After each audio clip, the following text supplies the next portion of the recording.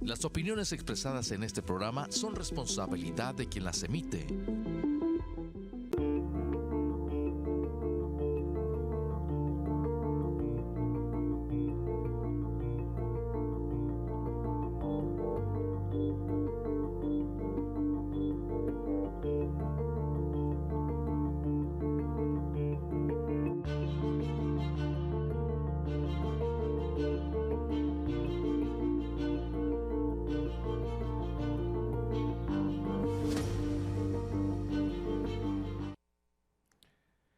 Muy buenas tardes, amigos de este programa, su programa A Fondo con Amador Rodríguez Lozano, quien en esta ocasión no nos podrá acompañar, pero en su lugar y con mucho gusto, su servidor Alfredo Estrada, será a cargo del desarrollo de un tema que precisamente la producción del programa y el propio titular de este programa prepararon para este sábado. El tema de hoy, antes que nada, hay que comentar que ha sido motivo de muchos análisis, pero frecuentemente no se analiza con rigor para poder entrever qué problemas presenta en nuestro sistema jurídico y político. Y me refiero a cuáles han sido hasta ahora las experiencias en México en materia de lo que en los Estados Unidos se denomina las elecciones primarias de los partidos. Es decir, cómo se ha dado en nuestro país en los hechos, en la práctica, no en el discurso, la selección de candidatos que van a contender para la presidencia de la República. Y para lo mismo, pues preparamos un material con el cual vamos a hacer, como lo hemos hecho frecuentemente cuando analizamos aquí situaciones de la vida política.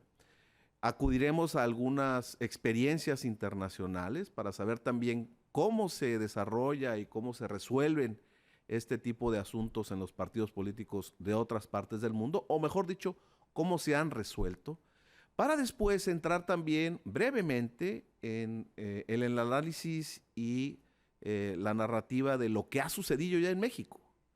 Es decir, cómo en México los partidos políticos en años recientes, por lo menos desde la llegada de la alternancia a nuestro país y quizá un poco antes, porque fue la antesala, cómo se ha resuelto este tema del seleccionar un candidato que eventualmente participe en las elecciones a la presidencia y cómo ha influido esta selección de candidatos en el éxito o fracaso que han tenido esos candidatos o mejor dicho, esos partidos. Esto lo hacemos como una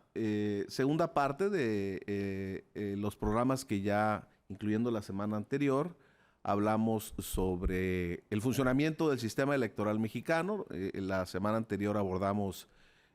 pues un análisis breve pero sólido sobre qué fue lo que pasó el domingo anterior a ese, es decir, hace 15 días,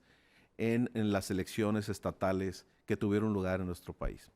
Bueno, pues como una consecuencia de todo lo que platicábamos en ese momento y por sugerencia de algunos de ustedes que acuden a nuestras páginas de las redes sociales, pues abordaremos ahora este tema. ¿Y por qué lo hacemos? Bueno, pues porque ya desde esta semana,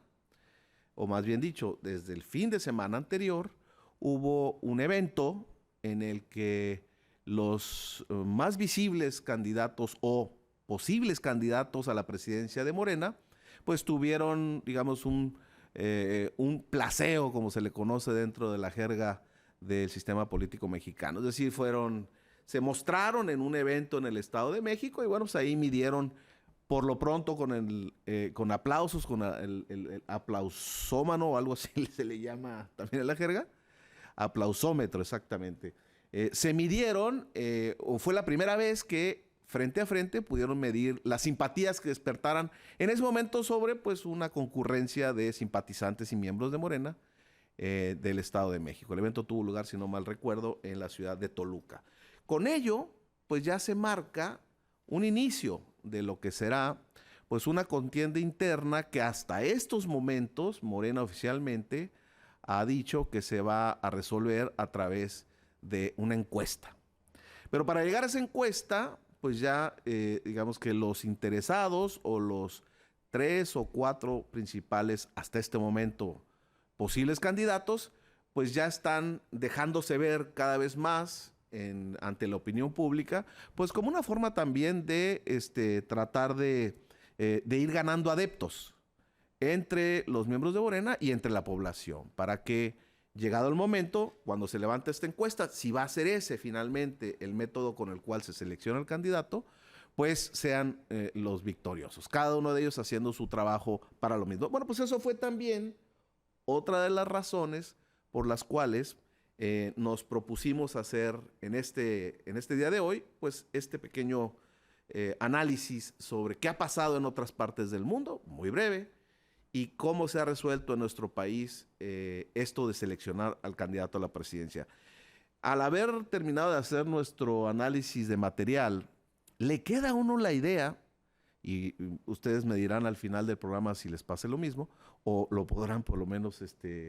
pensar para ustedes mismos, le queda a uno la idea que esto de seleccionar un candidato a la presidencia ha sido una asignatura en la cual los partidos políticos mexicanos no han podido encontrarle la cuadratura al círculo. Es decir, frecuentemente ha sido el motivo de divisiones que llegan a provocar derrotas y a veces estrepitosas derrotas de X o Y partido. ¿Por qué? Pues porque no se logra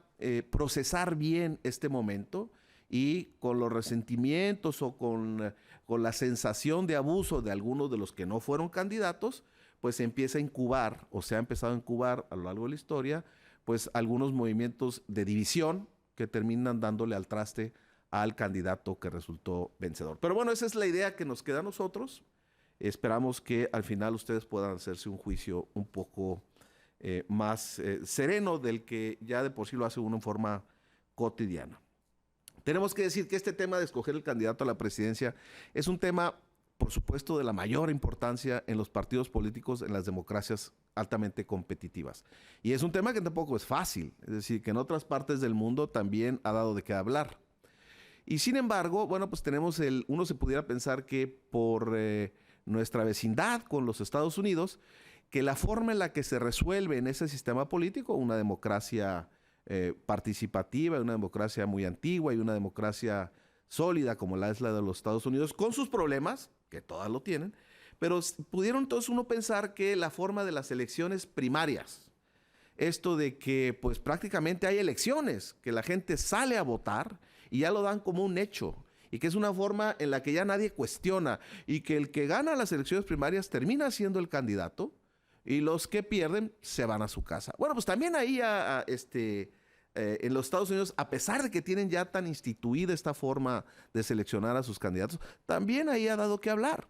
Digo, por no ir muy lejos, no olvidemos que el momento en el que el entonces precandidato Donald Trump terminó siendo candidato del Partido Republicano, fue la culminación de una serie de eventos entre los precandidatos, que en aquel entonces eran muchos, eran entre 9 o 13, una cosa así, pero sobre los cuales el entonces precandidato Donald Trump fue dando uno a uno cuenta en las elecciones primarias, yendo a los distintos estados, pero además con una candidatura muy agresiva en contra de ellos. Es decir, hablaba mal de ellos, los trataba de poner en evidencia a los que habían sido o eran legisladores, trataba de exhibir la forma inconsistente que acababan de votar. Aquellos que eran políticos de muchos años les echaba en cara ahí en los debates, pues las frases o los momentos poco agraciados que habían tenido en la antigüedad, pero sin ningún ambaje. Es decir, en ese sentido, el entonces precandidato, después presidente Trump, fue un precandidato, como después lo fue como presidente, muy agresivo. Esa agresividad terminó pues con una candidatura a él en la mano, pero con todos los demás precandidatos prácticamente dolidos, y sin embargo, él tuvo, por lo menos él y su equipo tuvieron pues el talento, la destreza de ir sanando las heridas con algunos de estos que habían sido precandidatos y contra los que él había sido muy agresivo, y eventualmente pues le dio lo suficiente para ganar una elección ya constitucional como candidato del Partido Republicano, pero que también, insisto, nunca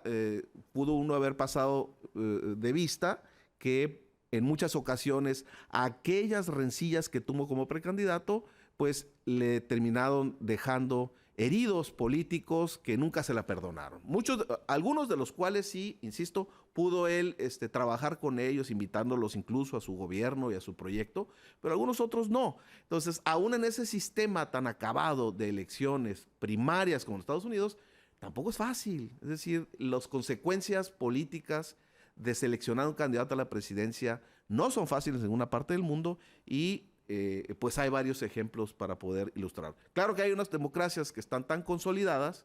que, bueno, han logrado encontrar la fórmula, los partidos, y luego también institucionalmente, como el caso de Estados Unidos, que pues sale la gente a votar. Pero en otro lugar los partidos políticos han encontrado la fórmula, pues, para tratar eventualmente de paliar las consecuencias de estas campañas internas, movimientos internos o selecciones de candidato internas. En España, yo recuerdo que en la década de los 80, cuando estaba recién inaugurada la democracia,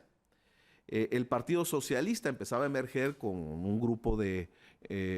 jóvenes políticos muy talentosos, de entre los cuales destacaba la figura de quien fue después presidente y que logró hacer que España se adhiriera a la Unión Europea, a la OTAN, que fue Felipe González. Pero en sus inicios, Felipe González contaba con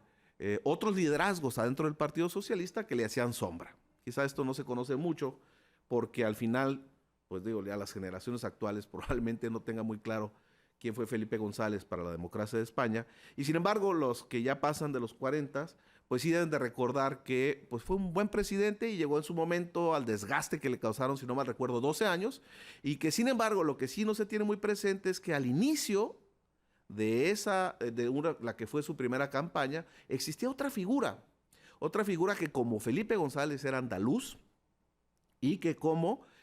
él mismo era un hombre muy elocuente, muy inteligente y un político probado que había sobrevivido, como el propio Felipe González, a la etapa de la dictadura durante la cual estaba proscrito. Estaba prohibido el Partido Socialista. Y me refiero a Alfonso Guerra. Si en estos días uno se mete a las plataformas a buscar videos de Alfonso Guerra, verá uno que hasta la fecha, que por cierto se acaba de retirar como parlamentario, porque él siguió siendo diputado del Partido Socialista, va a ver uno que se trata de un hombre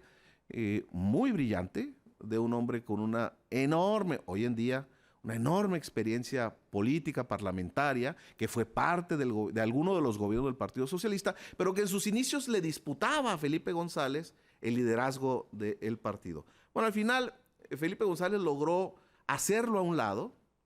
y poco a poco, primero terminó siendo el secretario general del Partido Socialista, era como la sombra del que entonces era el presidente de España, pero al poco tiempo, cuando se consolidó el liderazgo de Felipe González, lo terminó sacando de este grupo que mandaba en el Partido Socialista en aquel entonces, y sin embargo, nunca terminó de sacar a Alfonso Guerra del sistema político parlamentario, porque él siguió siendo diputado y siguió siendo reelecto como diputado, les digo, hasta hace poco que se retiró, y sin embargo ahí fue un escollo que tuvo que pasar Felipe González, dentro de muchos otros, para poder llegar muy sólido primero como candidato a la presidencia del gobierno español. Luego también tenemos el otro caso de Alemania, que son otra de las democracias ya muy sólidas, que tienen muchos años, por lo menos en el caso de Alemania desde la posguerra, después de la Segunda Guerra Mundial, en la cual cuando todavía existían dos Alemanias, bueno, pues ahí surgieron varios líderes muy importantes de la democracia, de la entonces llamada o conocida como Alemania Occidental. Pero uno de ellos que le tocó hacer el tránsito entre las dos Alemanias, a la que conocemos ahora, que es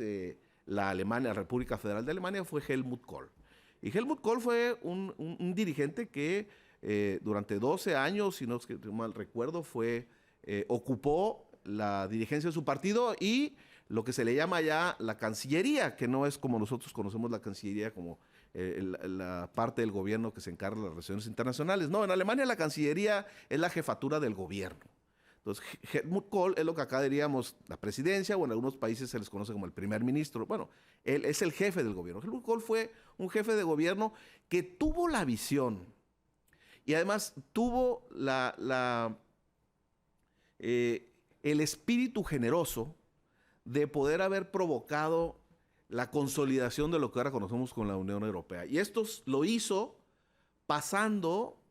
por enemistades históricas que había tenido Alemania, y no de hace mucho tiempo, porque de la mano de François Mitterrand, aquel presidente de Francia, pues lograron la consolidación de lo que hoy se conoce como la Unión Europea. Bueno, a pesar de haber logrado, digamos, ese éxito y de años de haber gobernado un país cuya economía pues nunca estuvo en serios aprietos, es decir, que siempre tuvo una economía pujante y que a raíz de que era Alemania occidental, estuvo creciendo y creciendo y creciendo, y que después logró convencer a sus paisanos y logró convencer a la comunidad internacional para poder unificar nuevamente a Alemania. Bueno, pues llegó un momento en que también el poder, el ejercicio del poder lo desgastó, ¿no? Helmut Kohl, hay una escena que todavía debe andar por ahí en los videos que uno puede recopilar en las redes sociales. Hay una escena que dice mucho de lo que estoy hablando. Llegó a desgastar el poder a Helmut Kohl de tal manera, después de tantos años, que la que fue su sucesora, Angela Merkel, al momento que se impuso a él ante las dirigencias, ante los cuadros dirigentes del partido, de su partido, la Democracia Cristiana, y al haber ella sido ya electa como la nueva canciller, en un evento no público, pero donde no había un presidium no de muchas personas, ella, en un gesto de reconocimiento a la trayectoria de Helmut Kohl, se le acercó y le extendió su mano. Bueno, pues ¿a qué grado habrá habido problemas ahí adentro de ese partido que aquel dirigente generoso, estadista, no le quiso dar la mano a la que entonces era la debutante canciller de Alemania? Allá también se cuecen habas, es decir, el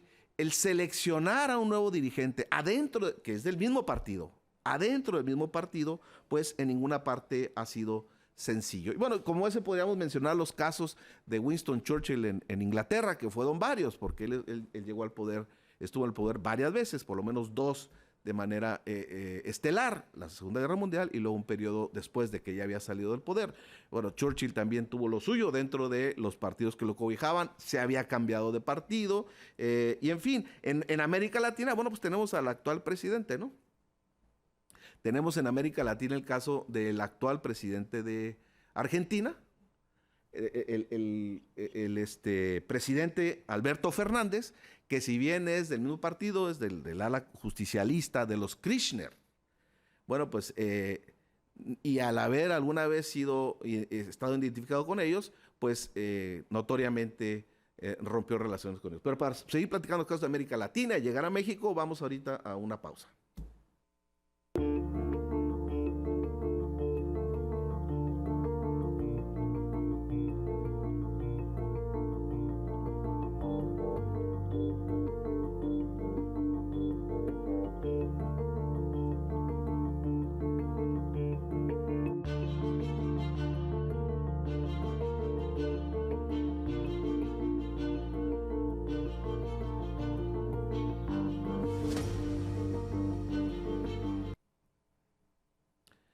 Bienvenidos nuevamente aquí a su programa A Fondo. Bienvenidos de regreso de nuestros cortes comerciales. A Fondo con Amador Rodríguez Lozano, y el día de hoy con mucho gusto los acompaña su servidor Alfredo Estrada, y estamos comentando el tema de cómo han sido en otras partes del mundo y en México la selección de los candidatos que participan en las elecciones presidenciales, con motivo de que, decíamos, el domingo pasado inició de alguna manera, por lo menos de una manera simbólica, la carrera por la candidatura presidencial dentro del partido que en estos momentos es indiscutiblemente el partido más fuerte en México, que es Morena. Nos quedamos platicando primero de algunos casos que han sucedido en otras partes del mundo y que han tenido que ver con selecciones de candidatos que se han procesado bien adentro de los partidos, pero que no dejan de ser, y yo siempre me quedo pensando que son como experiencias traumáticas, ¿no? Siempre terminan con miembros de partidos o precandidatos dolidos por lo que ha sucedido. ¿Por qué? Pues porque no ganaron y ahí está ya la semilla del descontento, ¿no? Eso descontento, lo que brevemente hicimos alusiones, qué es lo que ha pasado con ese descontento en otras partes del mundo para aterrizar a partir de estos momentos en nuestro país. Terminamos mencionando los casos internacionales, el caso del actual presidente de Argentina, que a pesar de ser el mismo partido de María Cristina Fernández de Kirchner y de su ex esposo, ahora ya afinado, pues se ha mantenido al margen, o por lo menos se ha querido diferenciar de ese grupo, a pesar de que es el mismo partido, como otra muestra de que dentro de los partidos, al momento de seleccionar un candidato a la presidencia o a la jefatura del gobierno, pues siempre hay temas de celos, egos, divisiones, ataques a veces explícitos como los que lanzaba el entonces precandidato Donald Trump, pero a veces también debajo de la mesa, ¿no? Que también se da mucho en la política, sin duda. ¿Por qué estamos hablando de esto? ¿Y por qué analizar lo que ha pasado en esas partes y en estos momentos lo que ha pasado también en nuestro país? Pues porque es una de las formas en las que podemos anticiparnos a lo que eventualmente podrá suceder en nuestro país, ya que estamos a prácticamente menos de 2 años de que ya tengamos candidatos de todos los partidos o coaliciones en México a la presidencia de la República. Y se dicen muchos, pero sin embargo, pues son 2 años, se pasan volando, ¿no? Bueno, pues esa es la razón por la cual ahora tendríamos que recordar cuál fue en nuestro país quizá la primera experiencia de este tipo y que no terminó bien, por llamarlo de alguna manera. Bueno, fue sin duda la experiencia que se vivió dentro del entonces partido invicto en todas las elecciones presidenciales, el PRI, a finales de 1986, y que para elegir o seleccionar al candidato que iba a contender y que contendió finalmente en 1988 por la presidencia, se organizó dentro del PRI por primera vez, una pasarela. Es decir, llevaron a 6 notables priistas, si no me recuerdo, todos eran miembros del gabinete del presidente Miguel de la Madrid, y los llevaron ante los cuadros dirigentes del PRI para que expusieran sus experiencias dentro del gobierno, es decir, qué proyectos habían impulsado estando en el gobierno y cuál era su visión a futuro para con ello, pues por lo menos teóricamente, alimentar la idea de que pues iban a convencer a los priistas de que ellos eran la mejor opción en la víspera de que fuera seleccionado del método que se había utilizado hasta aquel entonces, que era el famoso destape, que fuera seleccionado su candidato. Y entonces, al final, yo recuerdo que en aquel entonces yo estudiaba en la universidad y ya recuerdo esa etapa de la vida política de México, pues en realidad eran 3, formalmente eran 6 precandidatos, pero en realidad fueron 3 los que estaban en la disputa por la candidatura a la presidencia. Estaba el entonces secretario de Gobernación, Manuel Bartlett, el entonces secretario de Energía, Alfredo del Mazo, quien venía de ser gobernador del Estado de México, y el entonces y hasta ese momento secretario de Programación y Presupuesto, Carlos Salinas de Gortari. Hay mucho material, incluso en videos, y ni se diga ya escrito en literatura sobre qué fue lo que sucedió, pero grosso modo al final, pues fue la persona que resultó ser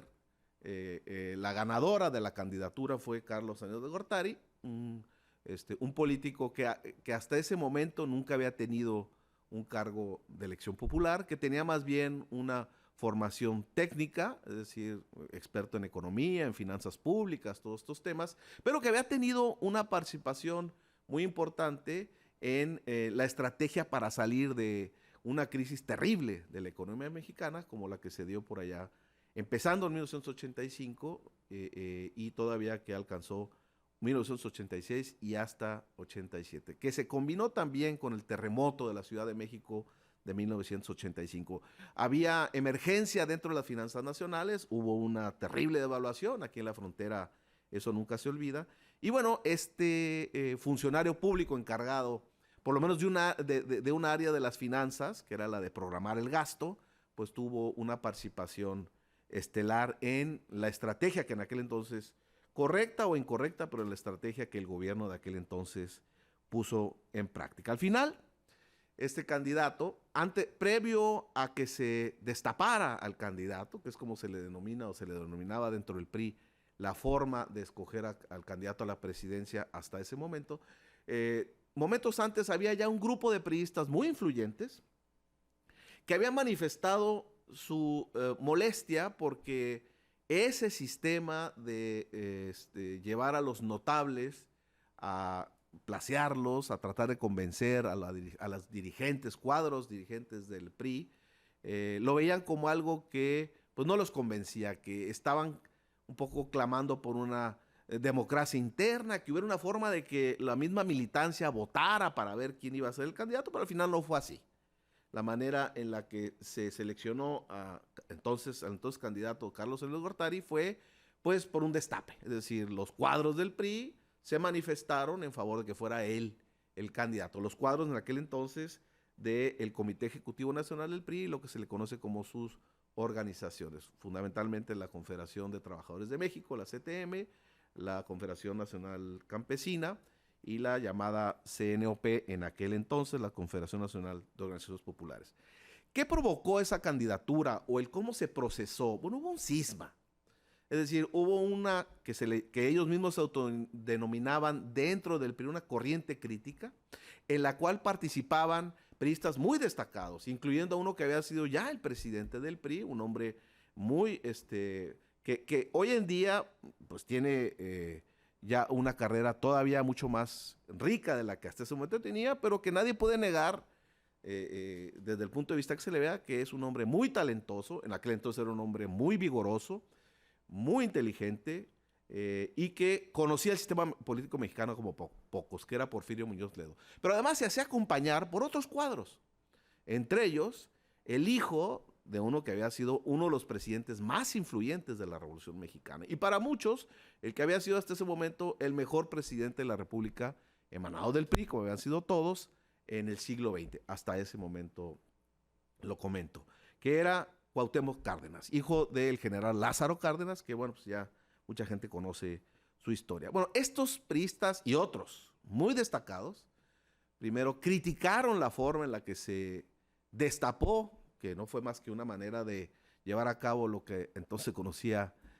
tras bambalinas como el dedazo. Destacaron que se destapó, es decir, que fue escogido por el presidente saliente, el candidato, y con ello se generó un malestar interno, a grado tal que el hijo de aquel presidente revolucionario, Lázaro Cárdenas, que fue como una insignia de la misma Revolución Mexicana, o de por lo menos una de las principales líneas políticas de la Revolución Mexicana, pues terminó siendo candidato por un partido de oposición, ¿no? Estas elecciones fueron la primera vez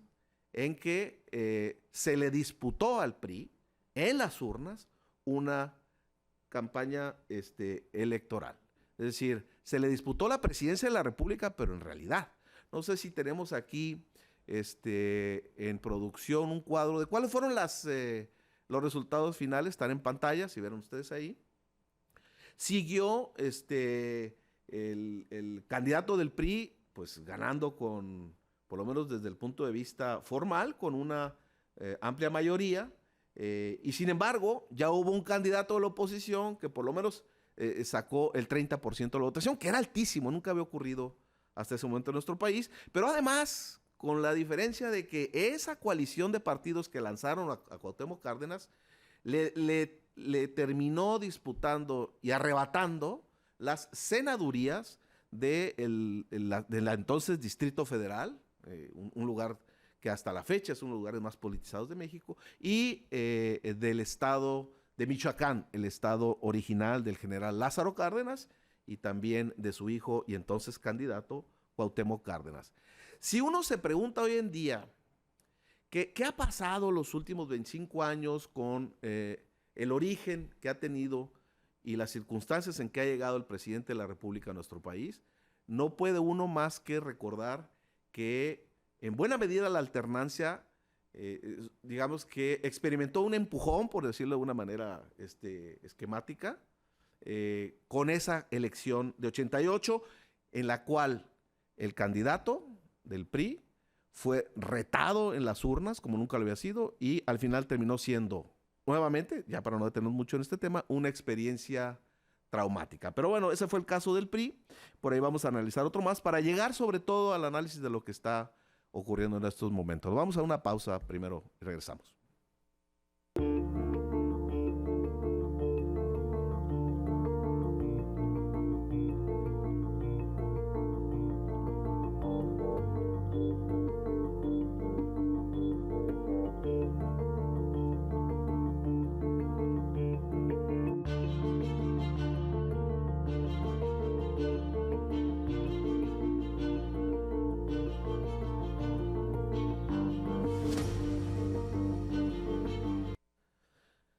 Bienvenidos de vuelta otra vez a su programa A Fondo con Amador Rodríguez Lozano. El día de hoy, su servidor Alfredo Estrada Caravantes, estamos haciendo un muy breve recorrido, primero internacional y después histórico, que vamos a acelerar en estos momentos, sobre cuáles han sido las circunstancias en las que se han escogido candidatos a la presidencia y qué consecuencias han tenido estos procesos de selección de candidatos. Terminábamos diciendo que en México la selección del candidato del PRI, del entonces partido invicto a la presidencia de la República, Carlos Salinas de Gortari, en 1988, dio como consecuencia pues una ruptura, un cisma dentro del propio PRI, que incluso le disputó con el grupo perdedor o uno de los grupos que se sintió perdedor dentro de la selección del candidato, que le disputó la presidencia en las urnas y que, por decirlo de una manera suave, le sacó susto, un buen susto al PRI, más allá de todas las argumentaciones sobre fraude que se dieron después y sobre las cuales pues no podemos aquí abordar porque sería muy extenso ese análisis. En el caso del PRI es muy importante darnos cuenta que después de esa experiencia traumática, las elecciones de candidatos han sido, pues, por decirlo de una manera suave, han sido complicadas para ese partido.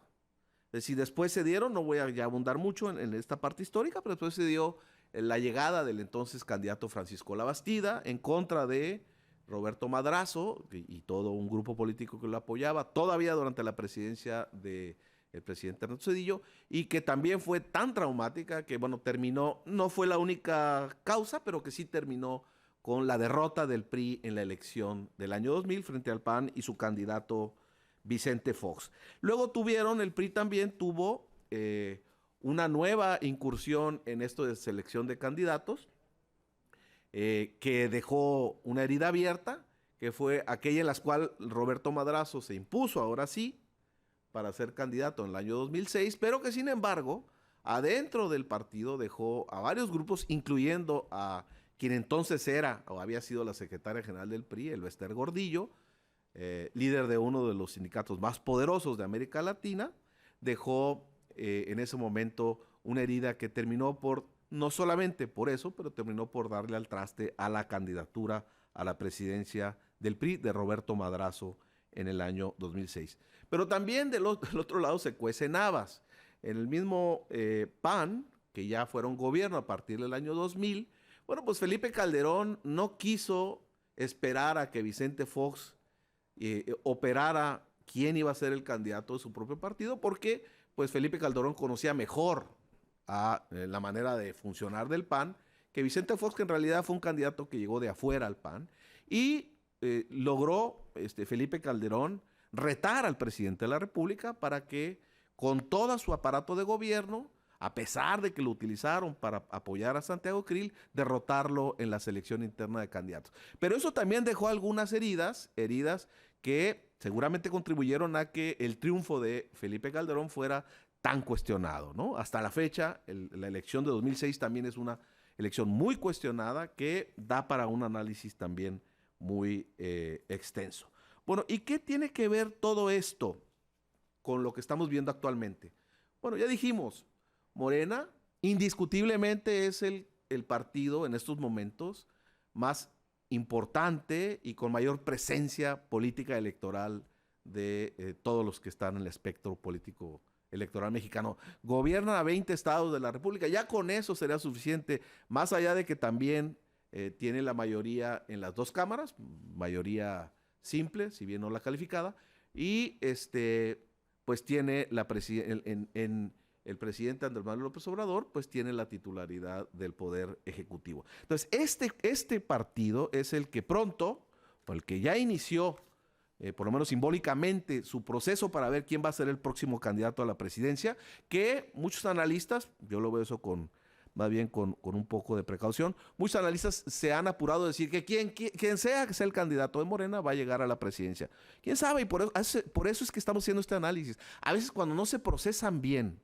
la selección de candidatos a la presidencia, en nuestro país por lo menos, termina el partido que no la procesó, termina sufriendo a veces una derrota anticipada, ¿no? Que esperemos que no sea el caso, pero bueno, hay que hacer por lo menos un análisis, ¿no? Por ahí tenemos una conferencia de prensa que se dio con motivo de que el domingo pasado hubo un evento al que se invitaron a 3 de las personas o funcionarios que se han ostentado como interesados en ser el próximo candidato de Morena. Nos referimos al secretario de Gobernación, Adrián Augusto, a la jefa de gobierno de la Ciudad de México, Claudia Sheinbaum, y al canciller, al secretario de Relaciones Exteriores, Marcelo Ebrard. Les decíamos que fueron sometidos al aplausómetro y que luego hubo consecuencias por quién, no solo por quién estuvo ahí, sino por quién no estuvo. Por ahí tenemos una conferencia de prensa que vamos a pasar un segmento para que vean a qué nos referimos. No sé si ya la tenemos preparada, producción. Adelante.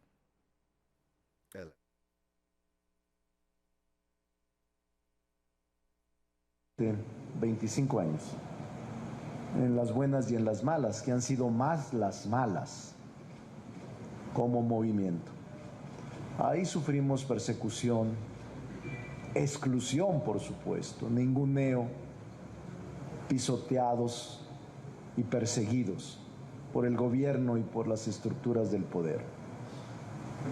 Y nosotros luchamos por que eso se terminara. Y no ha terminado la lucha.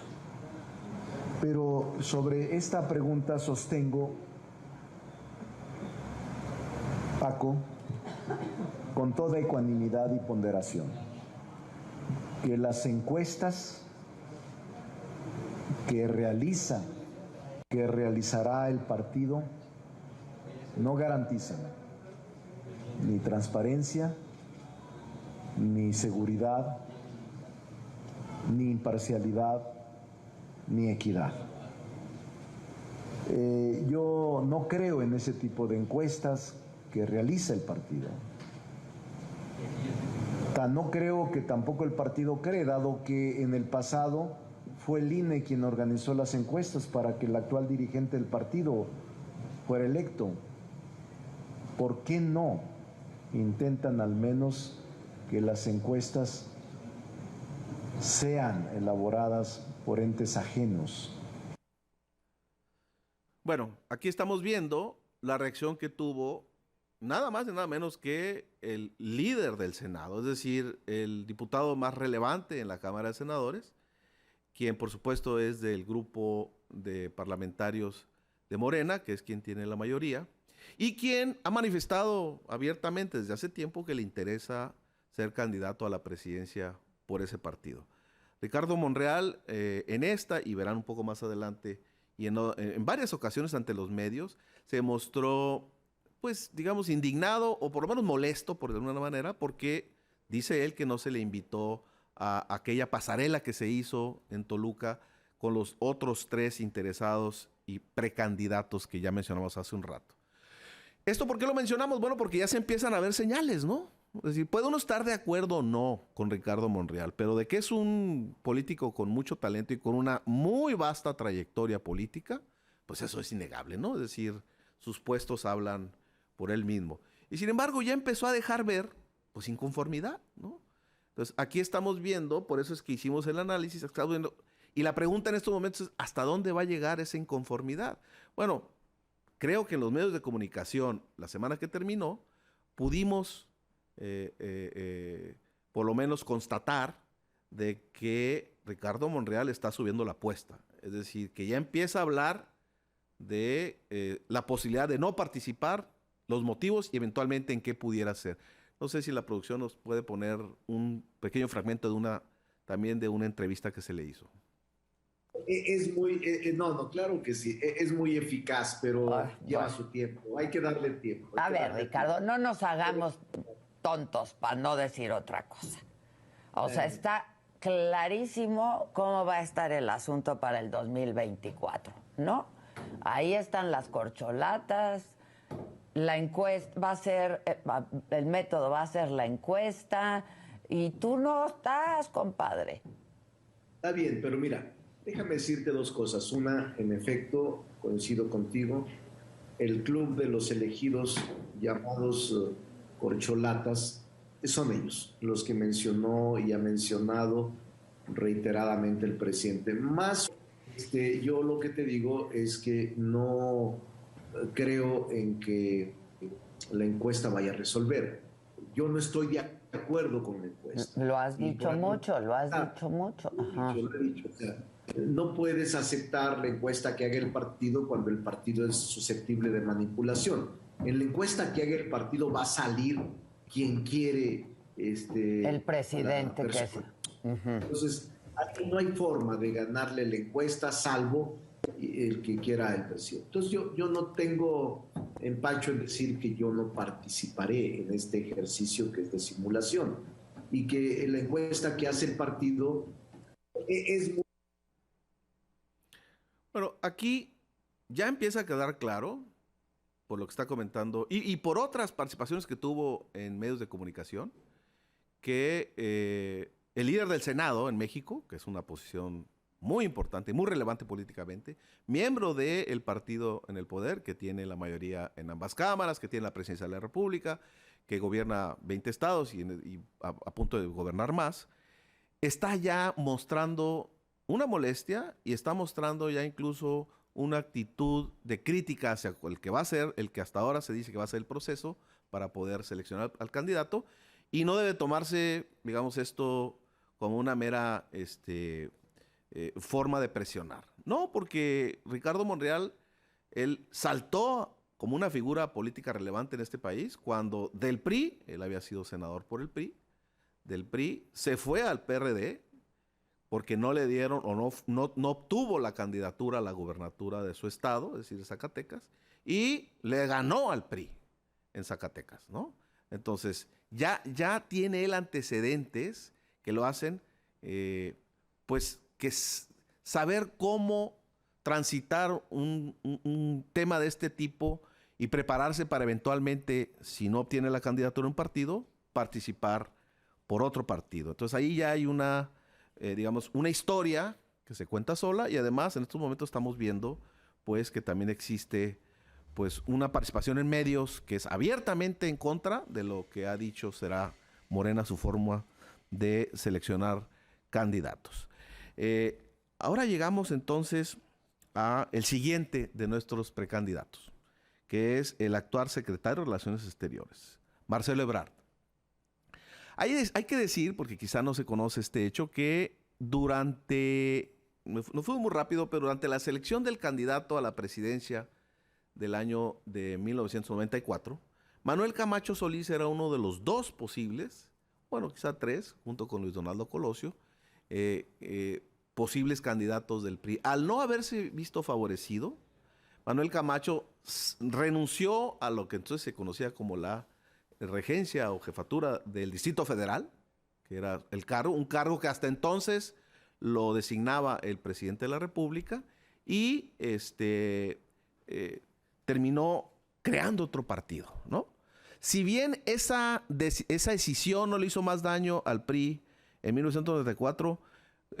trágica y paradójicamente fue por el asesinato de Luis Donaldo Colosio. Sin embargo, se fue del PRI, formó otro partido, y Marcelo Ebrard iba con él a todos lados. Entonces, también Marcelo Ebrard tiene una historia de que cuando no se le ha visto favorecido, pues también ha optado, no siempre, porque la última vez fue hace 6 años y él optó por retirarse de la vida política, pero también ya existía una historia anterior, ¿no? Existía la historia en la que pues él ya había salido del PRI para irse junto con Manuel Camacho con otro candidato, con otro partido que ellos mismos formaron, ¿no? El caso de Claudia Sheinbaum es distinto a los otros dos. Ella siempre ha militado en la izquierda, desde sus etapas de lideresa estudiantil. Siempre ha estado al lado de Andrés Manuel López Obrador, del proyecto de Andrés Manuel López Obrador, y pues hasta ahora no se le ha conocido, quizá porque también tengo la impresión que es más joven que los otros, no se le ha conocido que cuando no se le haya beneficiado con alguna aspiración partidista, pues haya ido hacia otro lado. En ese sentido, se muestra como un cuadro muy morenista, ¿no? El más morenista, quizá el que llegado el proceso, y si no le favorece, seguiría ella dentro de Morena. Por lo menos hasta ahora esa impresión ha dado. Todo esto luego se mueve muy rápido. En cambio, los otros dos que mencionamos, pues ahí sí podemos prever que, en un simple análisis de prospectiva, que si Claudia Sheinbaum es la candidata, no estamos seguros que vaya ella a recibir el apoyo de lo que sea que puedan representar Ricardo Monreal, que tampoco en las encuestas sale muy alto, pero Marcelo Ebrard, que sí trae hasta estos momentos un porcentaje alto en las encuestas que se conocen. Posiblemente Claudia Sheinbaum vaya a tener que operar de alguna manera para evitar estas decisiones de las que hemos estado hablando y que vayan a darle al traste a todo el proyecto de Morena, que se tardó tantos años en poder dar frutos, en llegar a la presidencia y después en conquistar el Congreso y después conquistar las gubernaturas, como se ha venido haciendo de una manera paulatina, pero muy cierta. Y pues ahí hay una amenaza que simplemente dejamos anotada porque, insisto, la forma en la que se escogen a los candidatos a la presidencia aquí en muchas partes del mundo sigue siendo frecuentemente, no siempre, un evento traumático. Un evento que deja heridos,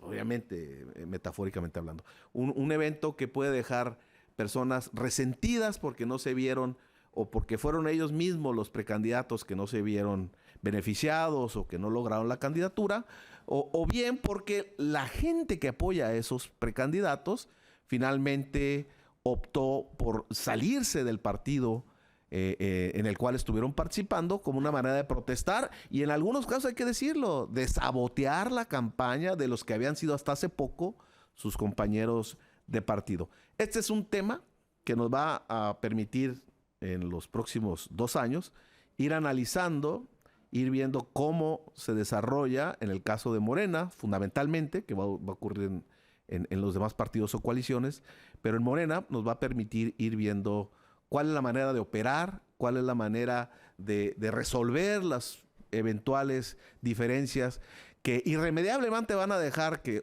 termine habiendo un candidato y 2 o 3 o 4 precandidatos que no logren esa candidatura tan anhelada. Una candidatura muy anhelada que, irónicamente, va a tener mucha más presión por el hecho de que se vislumbra que quien sea el candidato va a tener enormes posibilidades de ser electo presidente de la República. Y esas presiones seguramente van a provocar que los equipos políticos eventualmente tengan enfrentamientos velados o de otra manera, pero que pues van a tener sin duda consecuencias dentro de lo que ocurra en la elección. Bueno, amigos, esto fue lo que preparamos para el día de hoy. Por ahí se nos quedaron un par de cosas en el tintero. Este fue su programa A Fondo con Amador Rodríguez Lozano, quien estará, por supuesto, de vuelta el próximo fin de semana. Les agradecemos mucho su atención, tanto a nuestros televidentes, radioescuchas, así como internautas. Los esperamos la próxima semana en A Fondo con Amador Rodríguez Lozano. Muchas gracias.